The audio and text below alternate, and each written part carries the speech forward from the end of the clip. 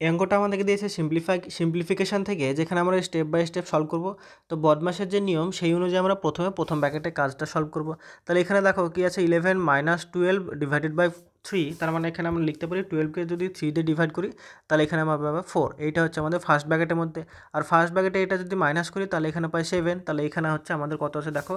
এবার যদি সেকেন্ড ব্র্যাকেটে কাজ করি তাহলে 84 ডিভাইডেড বাই 4 অফ 3, তার মানে আমরা লিখতে পারি 4 মাল্টিপ্লাইড বাই 3, তার মানে এটা আমরা লিখতে পারি কত 12। অফের কাজ যেহেতু আগে হয় তার জন্য সেইটাকে মাল্টিপ্লাই করে আমরা বসিয়ে দিলাম, মাইনাস এখানে আছে 7। এবার দেখো 84 থেকে যদি আমরা 84কে যদি 12 দিয়ে মাল্টিপ্লাই করি তাহলে 7 12 হয় 84, তাহলে এখানে আমরা কত পাবো 7, আর এখানে -7, তাহলে এইটা আমরা ক্যান্সেল আউট করে দিয়ে এখানে লিখতে পারি 0। তাহলে এখানে আমরা টোটাল পার্টটা যদি লিখি তাহলে 2 4 5 মাইনাস 1 3 5, আর তার সাথে হচ্ছে সেকেন্ড ব্র্যাকেটের ভেতরে পুরো টার্মটার ভ্যালু আমরা পেয়েছি 0।